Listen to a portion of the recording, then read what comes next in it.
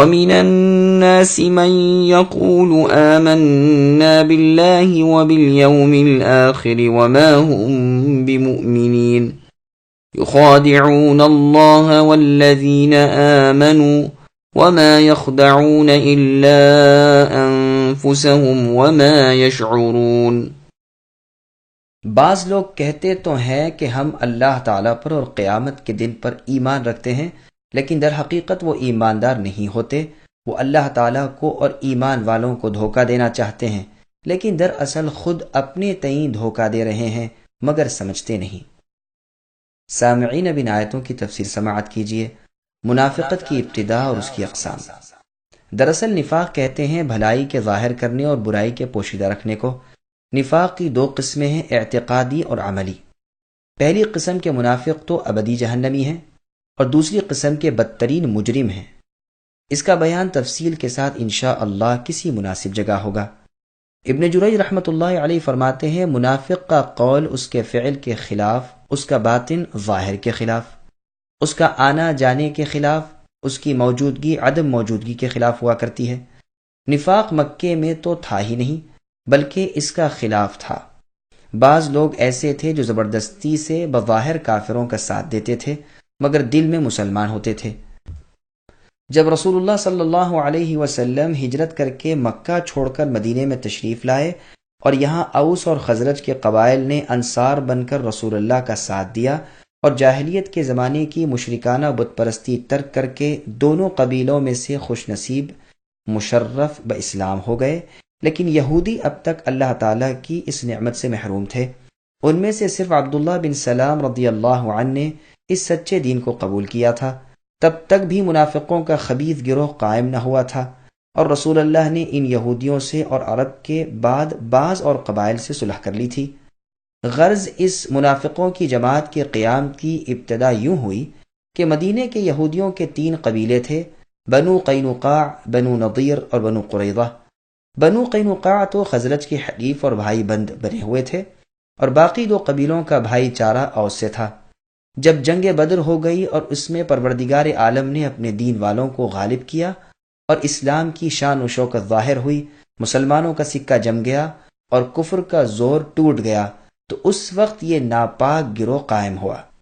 عبداللہ بن ابی ابن سلول تھا تو خزرج کے قبیلے میں سے، لیکن اوس اور خزرج دونوں اسے اپنا بڑا مانتے تھے، بلکہ اس کی باقاعدہ سرداری اور بادشاہت کے اعلان کا پختہ ارادہ ہو چکا تھا کہ ان دونوں قبیلوں کا رخ اسلام کی طرف ہو گیا اور اس کی سرداری یوں ہی رہ گئی۔ یہ خار تو اس کے دل میں تھا ہی، ادھر اسلام کی روز افزوں ترقی، ادھر لڑائی میں کامیابی نے اسے مخبوط الحواس کر دیا۔ اب اس نے دیکھا کہ یوں کام نہیں چلے گا، فوراً بظاہر اسلام قبول کر لینے اور بباطن کافر رہنے کی ٹھان لی، اور جس قدر جماعت اس کے زیر اثر تھی سب کو یہی ہدایت کی، اور اس طرح منافقین کی ایک جمعیت مدینے میں اور مدینے کے آس پاس قائم ہو گئی۔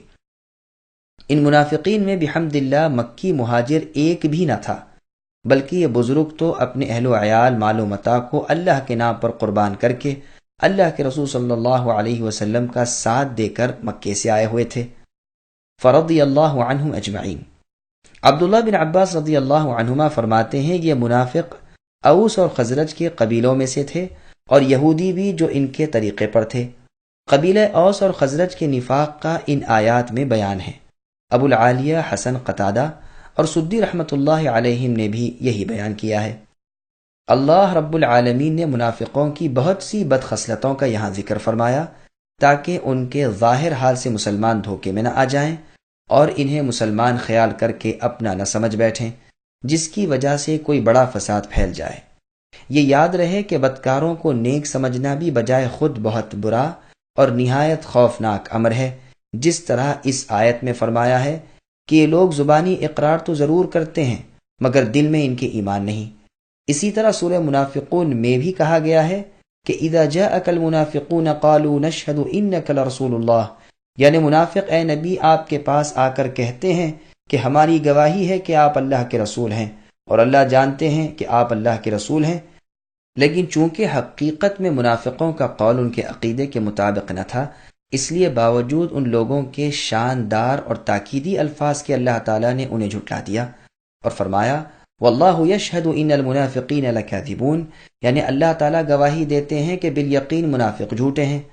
اور یہاں بھی فرمایا وما ہم بمؤمنین، یعنی دراصل وہ ایماندار نہیں، وہ اپنے ایمان کو ظاہر کر کے اور اپنے کفر کو چھپا کر اپنی جہالت سے اللہ تعالیٰ کو دھوکہ دیتے ہیں اور اسے نفع دینے والی اور اللہ تعالیٰ کو دھوکہ دینے والی کاریگری خیال کرتے ہیں، جیسے کہ بعض مؤمنوں پر ان کا یہ مکر چل جاتا ہے۔ قرآن کریم میں ہے یوم یبعثہم اللہ جمیعا فیحلفون لہ الی آخر الآیہ، یعنی قیامت والے دن جب کہ اللہ تعالیٰ ان سب کو کھڑا کریں گے تو جس طرح وہ یہاں ایمان والوں کے سامنے قسمیں کھاتے ہیں، اللہ تعالیٰ کے سامنے بھی قسمیں کھائیں گے اور سمجھتے ہیں کہ وہ بھی کچھ ہیں، خبردار یقیناً وہ جھوٹے ہیں۔ یہاں بھی ان کے اس غلط عقیدے کے مقابلے میں فرمایا کہ دراصل وہ اپنے اس کام کی برائی کو جانتے ہی نہیں، یہ دھوکہ خود اپنی جانوں کو دے رہے ہیں، جیسے کہ اور جگہ اللہ نے ارشاد فرمایا ان المنافقین یخادعون اللہ وهو خادعهم، یعنی منافق اللہ کو دھوکہ دیتے ہیں اور وہ انہیں دھوکہ دے رہے ہیں۔ بعض قاریوں نے یخدعون پڑھا اور بعض نے یخادعون، اور دونوں قراتوں کے معنی کا مطلب ایک ہو جاتا ہے۔